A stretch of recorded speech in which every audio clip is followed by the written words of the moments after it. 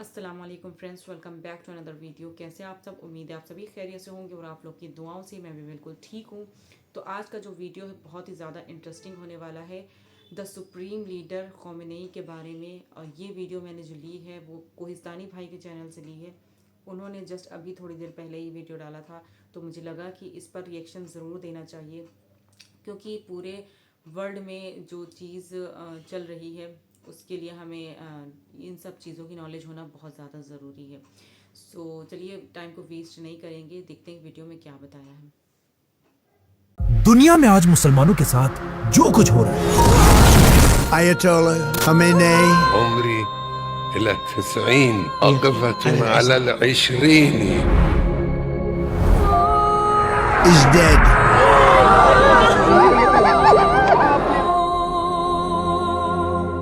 इस सब के बारे में आज से 1400 साल पहले एक दिन आप सल्लल्लाहु अलैहि वसल्लम ने सहाबा से कहा,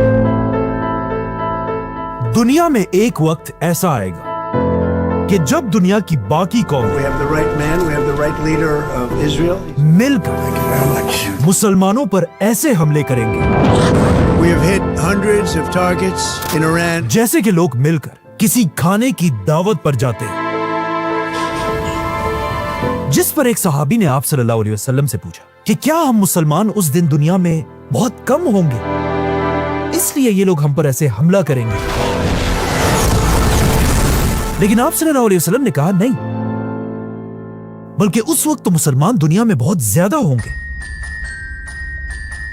लेकिन तुम मुसलमानों की दुनिया में मिसाल ऐसी होगी जैसे किसी पानी पर गंद और झाग पड़ी हुई होती है।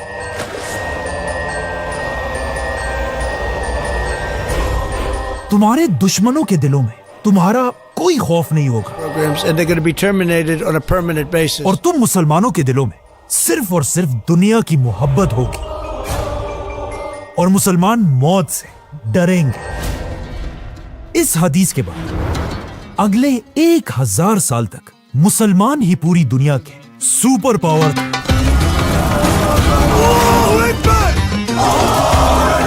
और इन 1000 सालों के दौरान पूरी दुनिया की कौम मुसलमानों की ताकत और फौजों से कांपती थी। और मुसलमान दुनिया के सुपर पावर इसलिए थे क्योंकि उस जमाने में दुनिया के सारे बड़े साइंटिस्ट मुसलमान ही थे। दुनिया की बेस्ट टेक्नोलॉजी मुसलमानों के पास थी और पूरी दुनिया मुसलमानों को ही फॉलो करती थी। इसीलिए इन 1000 सालों में हमेशा दुनिया में कोई ना कोई मुसलमान दुनिया का सबसे ताकतवर इंसान होता था। लेकिन आखिर 1000 साल बाद दुनिया में मुसलमानों की एक नई एम्पायर सामने आई और यही एम्पायर मुसलमानों की आखिरी सुपर पावर थी और इस एम्पायर का नाम था उस्मानिया खिलाफत। अब यहां तक तो सब ठीक था, लेकिन यहां पर जब उस्मानिया खिलाफत अपनी ताकत की पीक पर आखिर उस्मानिया खिलाफत ने मुसलमानों की हिस्ट्री की सबसे बड़ी गलती की।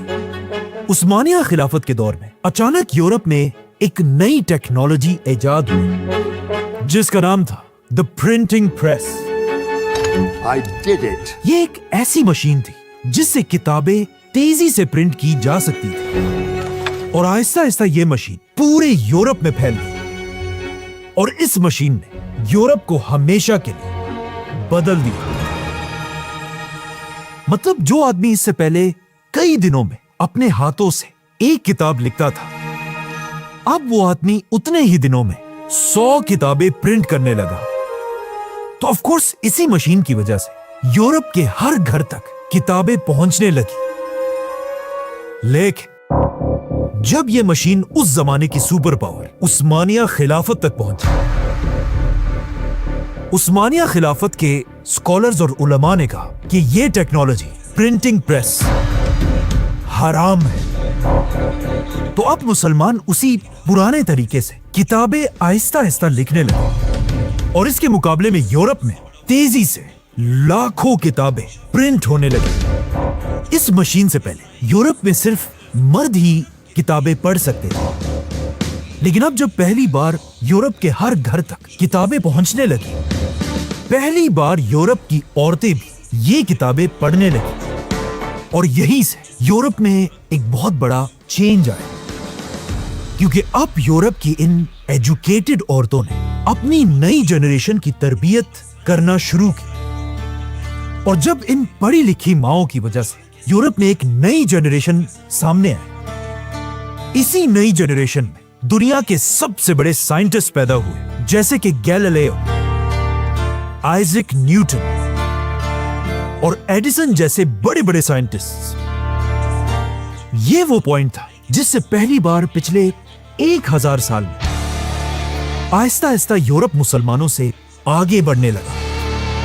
और जब यूरोप में ये सब कुछ हो रहा था, यहां मुसलमान उन्हीं शिया सुन्नी बहसों में पड़े रहे जिस तरह आज पड़े हुए हैं। निकालो, ये फिर बोल रहे हैं। और यहां से रसूलुल्लाह सल्लल्लाहु अलैहि वसल्लम की हदीस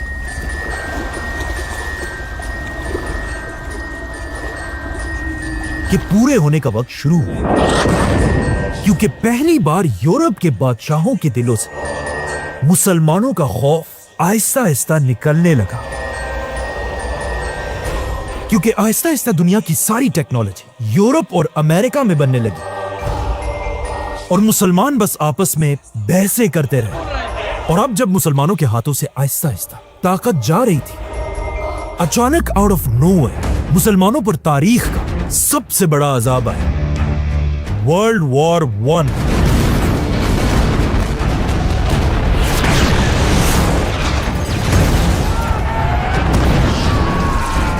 वर्ल्ड वॉर 1 के बाद वो मुसलमान जो किसी जमाने में दुनिया के सबसे बड़े सुपर पावर थे, अब इस जंग के बाद यूरोप के बादशाहों ने मुसलमानों की एक एक कंट्री को खिलौनों की तरह बांट दिया, आपस में ऐसे बांट दिया जैसे किसी दावत पर खाना बांटा जाता है। और फिर इन सुपर पावर्स ने मिलकर पहली बार मुसलमानों के फलस्तीन में एक नई रियासत बनाई, इजराइल।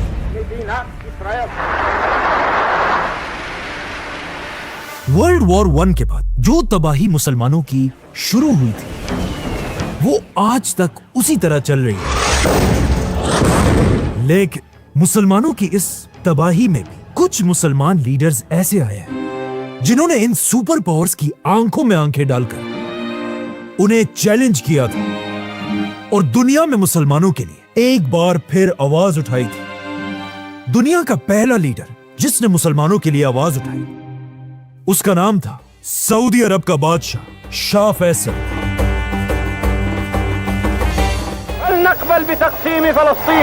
शाह फैसल ने आते ही सबसे पहले अपने मुल्क की इकोनॉमी को ठीक किया,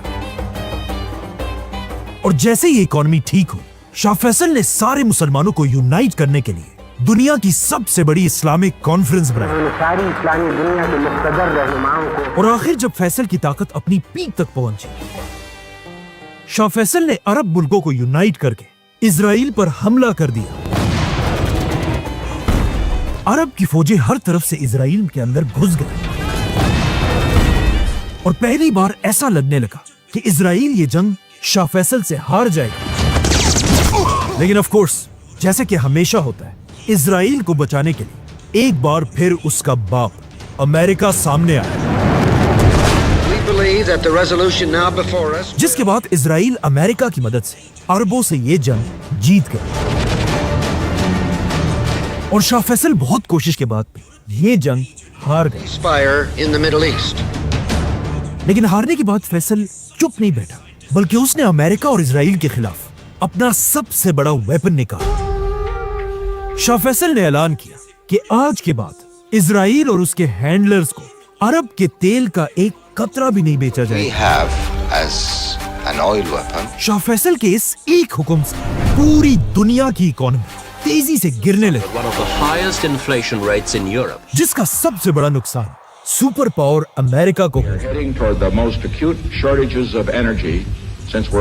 तो अब जब शाह फैसल इतनी आसानी से इजराइल और अमेरिका को धमकियां दे रहा था, अचानक इसके कुछ ही अरसे बाद शाह फैसल के अपने ही भतीजे ने धोखा देकर उन्हें गोली मारकर शहीद कर दिया। शाह फैसल के मरने से पूरी दुनिया में मुसलमान ऐसे ही खफा थे जिस तरह आज आयतुल्लाह खामेनाई के जाने से और एक टीवी पर एंकर रो रो कर कह रहा था نعم أيها الفيصل कि आज मुसलमान दुनिया का बाप मर चुका है। قلوب أبناء الأمة العربية والإسلامية शाह फैसल के बाद अब मुसलमान दुनिया में ऐसा कोई भी लीडर नहीं था जो मुसलमानों के लिए आवाज उठाए। और शाह फैसल के बाद ऐसा लग रहा था कि कोई भी मुसलमान लीडर अब अमेरिका को धमकी देने की कभी भी गलती नहीं करेगा। लेकिन ऐसा नहीं हुआ, क्योंकि जैसे यहां सऊदी में शाह फैसल को मारा गया, सऊदी अरब के पास ही एक मुल्क ईरान में एक नया लीडर तेजी से सामने आ रहा था। ईरान के लोग आहिस्ता आहिस्ता अपने बादशाह से नफरत करने लगे थे और सब इस आदमी को अपना नया लीडर मानने लगे थे। और इस आदमी का नाम था आयतुल्लाह खुमैनी।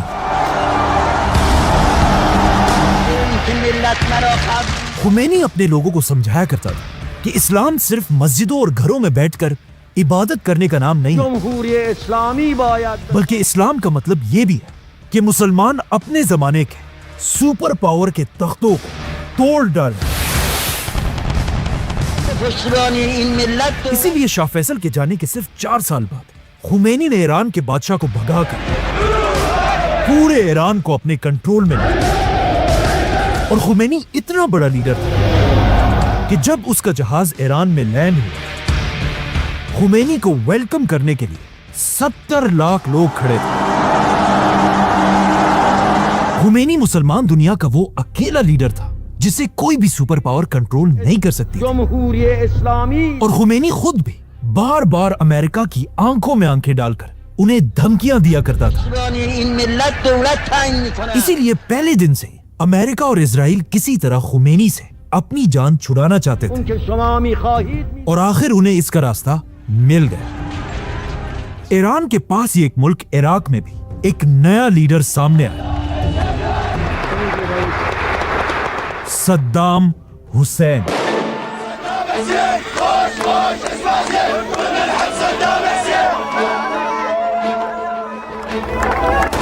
सद्दाम हुसैन ने आते अमेरिका और इजराइल के कहने पर ईरान के खुमैनी पर हमला कर दिया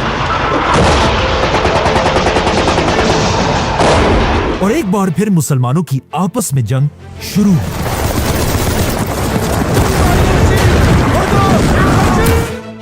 सद्दाम हुसैन का हमला इतना बड़ा था कि खुमैनी की फौजें आहिस्ता आहिस्ता पीछे हटने लगी और ऐसा लग रहा था कि सद्दाम हुसैन खुमैनी से यह जंग जीत जाएगा। यहां तक कि सद्दाम हुसैन ने खुमैनी को टीवी पर आकर दज्जाल भी कहा। अब जब सद्दाम और खुमैनी की यह जंग चल रही थी, अचानक ईरान में सद्दाम हुसैन को सपोर्ट करने वाले एक ग्रुप ने ईरान के प्रेसिडेंट पर हमला किया, जिससे ईरान का प्रेसिडेंट मर गया। इस हमले में खुमैनी का एक और भी स्टूडेंट बुरी तरह जख्मी हुआ था और उसका हाथ इस हमले से हमेशा के लिए पैरालाइज हो चुका था। इस स्टूडेंट का नाम था अली खामेनाई।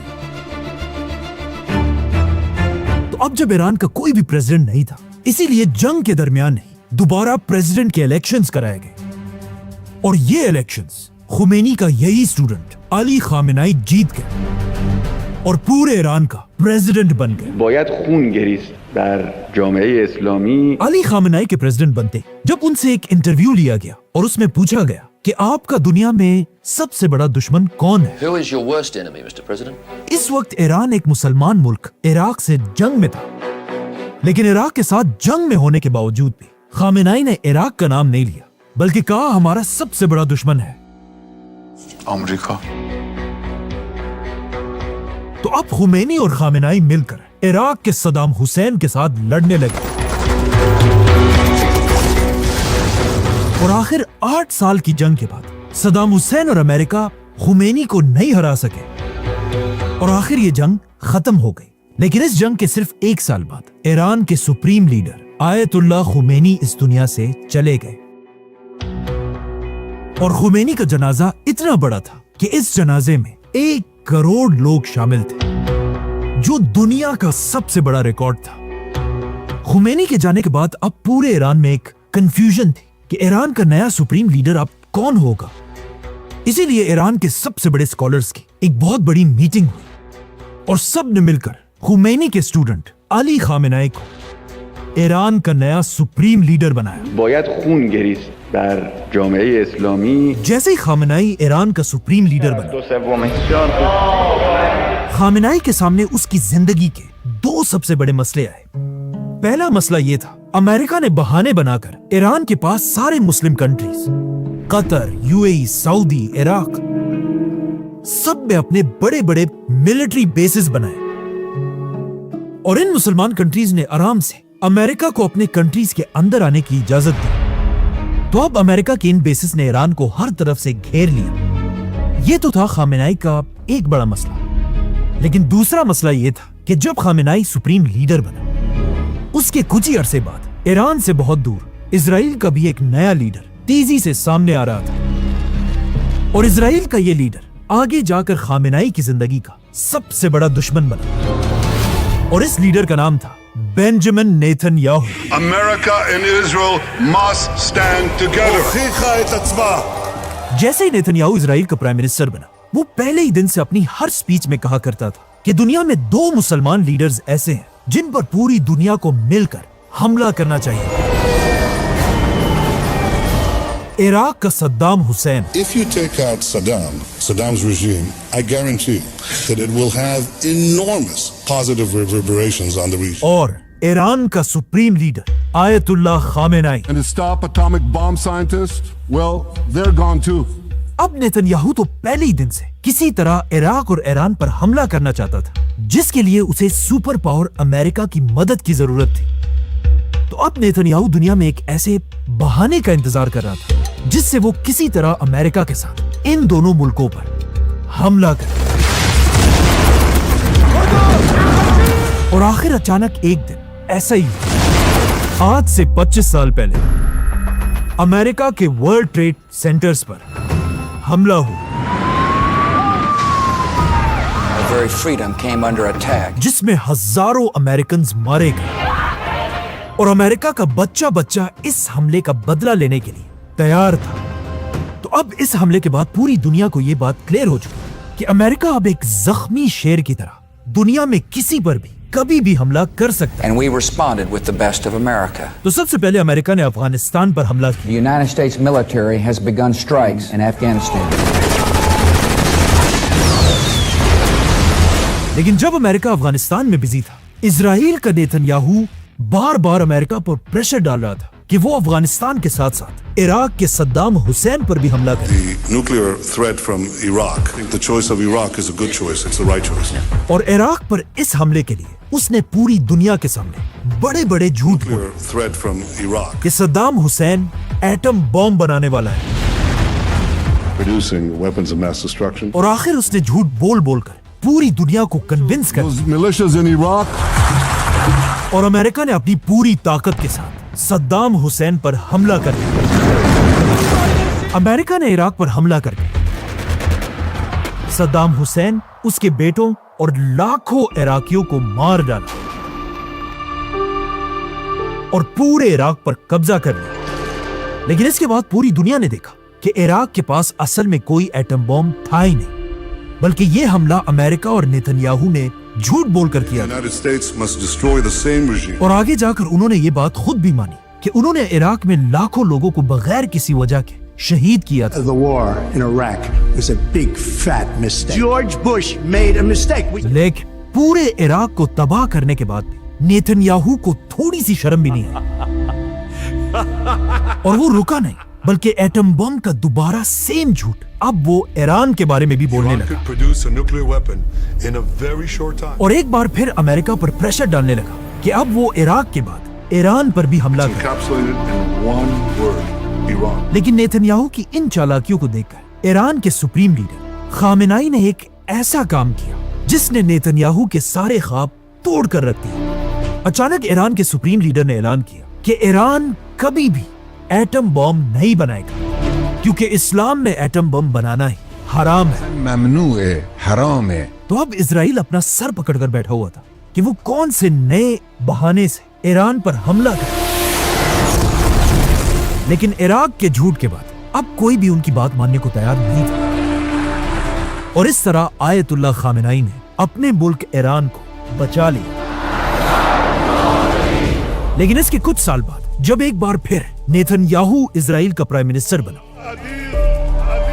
एक बार फिर वो दोबारा ईरान पर एटम बॉम्ब का झूठा इल्जाम लगाने लगा Iran was rapidly developing a massive nuclear weapons program. और हर साल कहने लगा कि सिर्फ कुछ महीनों में ईरान एटम बम बनाने वाला है। In a very short time, और पिछले 25 साल से बार बार नेतन्याहू अमेरिका पर प्रेशर डालता रहा Iran must be stopped. कि बिल्कुल इराक के सद्दाम हुसैन की तरह If you take out Saddam, America इस बार ईरान पर भी हमला करे। Iran has not given up its nuclear ambition. लेकिन पिछले 25 साल से अमेरिका ने इराक में की गई गलती को George Bush made a mistake. दोबारा नहीं दोहराया। और अमेरिका में एक शख्स ऐसा था जो हमेशा ईरान पर हमला करने के सख्त खिलाफ था, Donald Trump. I will not allow it. It's not going to happen. Not allowing Israel. Trump हमेशा से कहता था कि हमें ईरान पर हमला नहीं बल्कि उनसे डील करनी चाहिए। Well, I'd love to avoid the conflict.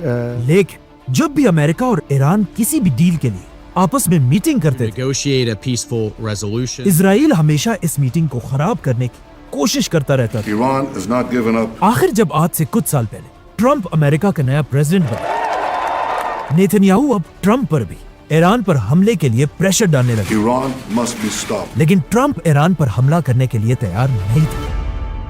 अब जब अमेरिका ईरान पर हमला नहीं कर रहा था, आज से 2 साल पहले इजराइल के फॉर्मर प्राइम मिनिस्टर ने एक इंटरव्यू में कहा who was the 13th Prime Minister of Israel. कि अब और हमारा बर्दाश्त खत्म हो चुका है। And I'll say straight at this point, we need to topple the Iranian regime.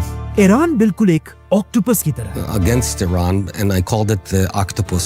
जिसका सर खुद ईरान है और उसके हाथ इजराइल के हर तरफ फैले हुए हैं। With its arms all across the Middle East. पिछले 25 साल से हम इस ऑक्टोपस के एक एक हाथ से अलग अलग लड़ रहे हैं, Fighting those fingertips of the octopus. लेकिन अब हम और इन हाथों से नहीं बल्कि सीधा ऑक्टोपस के सर पर वार करेंगे। The goddamn head of the octopus. और इस ऑक्टोपस का सर है ईरान का supreme leader Ayatollah Khamenei. To topple the goddamn head of the octopus. मतलब आज से 2 साल पहले इजराइल ने अपनी पूरी ताकत के साथ अमेरिका पर प्रेशर डालना शुरू कर If I दिया had to say what is our greatest challenge in the Middle East, one word, Iran. कि वो अपनी पूरी ताकत के साथ ईरान पर हमला करे। लेकिन ट्रंप का तब भी वही पुराना स्टांस था। यहां तक कि कहा जाता है नेतन्याहू के प्रेशर से तंग आकर एक दिन डोनाल्ड ट्रंप ने अपने सोशल मीडिया पर नेतन्याहू के खिलाफ एक पोस्ट भी शेयर की। The president-elect shared a video criticizing Israeli Prime Minister Benjamin Netanyahu. He's a deep, dark son of a bitch. कि नेतन्याहू अमेरिका को ईरान से जंग के लिए मजबूर कर रहा है। इस पोस्ट के बाद ट्रंप ने इजराइल के खिलाफ ये भी कहा, But I'm not allowing Israel to annex the West Bank. और जब इजराइल ने कतर पर हमला किया तब भी ट्रंप ने नेतन्याहू के खिलाफ ये कहा। I was very unhappy about it. और फिर नेतन्याहू को अपने ऑफिस बुलाकर पूरी दुनिया के सामने नेतन्याहू से कतर के अमीर को फोन कराया और पूरी दुनिया के सामने नेतन्याहू से माफी मंगवाई। We had a phone call today just to. Netanyahu has apologized to the Emir of Qatar. इन सारे बातों से ऐसा लग रहा था कि नेतन्याहू ट्रंप को कंट्रोल नहीं कर सकेगा और ट्रंप अपने 25 साल पुराने स्टांस पर ही खड़ा रहेगा। But I'm not allowing Israel to annex the West Bank. लेकिन फिर आखिर ऐसा हुआ क्या कि अचानक ट्रंप ने अपने 25 साल की बातों को भुलाकर नेतन्याहू की बात मान ली और ईरान पर हमला कर The दिया। United States is ramping up its attacks on Iran.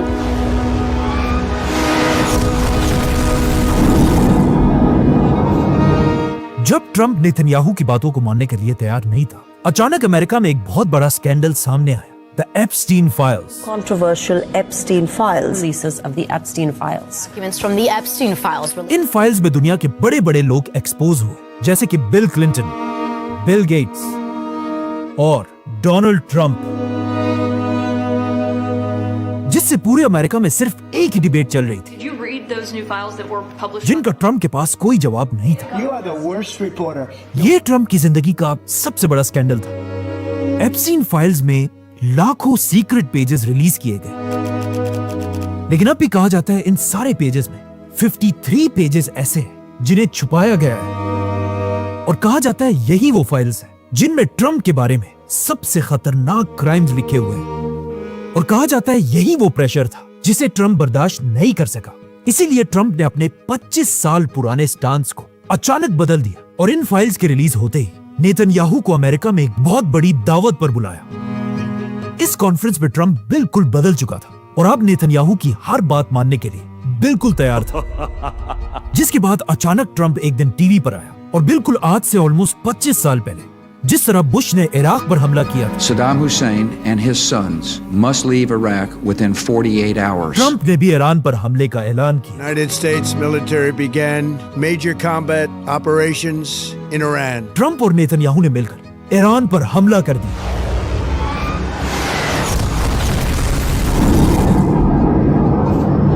और पहले ही दिन ईरान के एक स्कूल में 160 बच्चियों को शहीद कर दिया। और जैसे ही जंग शुरू हुई, ईरान को भी फाइनली मौका मिला कि वो अमेरिका के उन बेसिस को टारगेट करे जो इससे 40 साल पहले अमेरिका ने मुसलमान कंट्रीज में बनाए थे। कुछ लोग आज ये भी कह रहे हैं कि ईरान क्यों इन मुसलमान कंट्रीज पर हमला कर रहा है।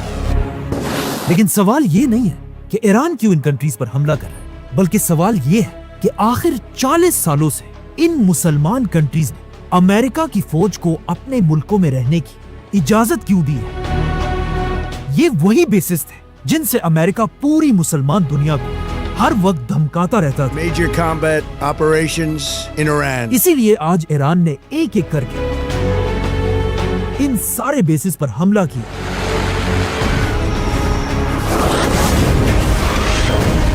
जैसे ये जंग शुरू हुई, इजराइल और अमेरिका का सबसे बड़ा टारगेट ईरान का सुप्रीम लीडर आयतुल्लाह खामेनेई था। और इस बात का ईरान की फौज को भी अच्छी तरह पता था। इसीलिए कहा जाता है खामेनेई को उसी के ऑफिस के नीचे एक बंकर में सेफ रखा गया था। लेकिन जंग के अगले ही दिन सुबह 6 बजे इजराइल के 200 फाइटर जेट्स तेजी से ईरान के कैपिटल की तरफ रवाना हुए।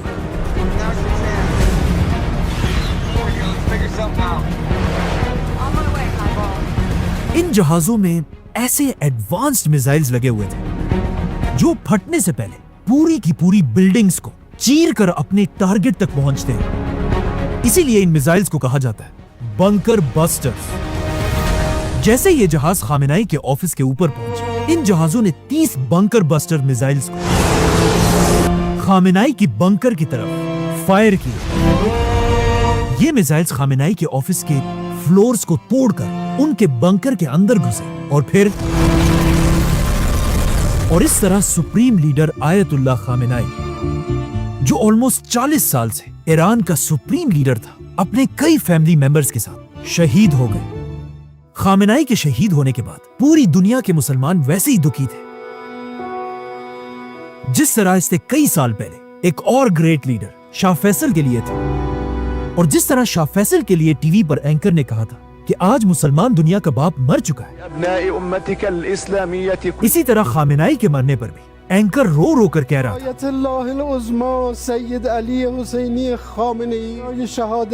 आज दुनिया में 2 बिलियन मुसलमान हैं और इनके मुकाबले में छोटा सा इजराइल, जिसने मुसलमान दुनिया के सेंटर में घुसकर एक बार फिर मुसलमान लीडर को मार डाला। Ayatollah Khamenei is dead.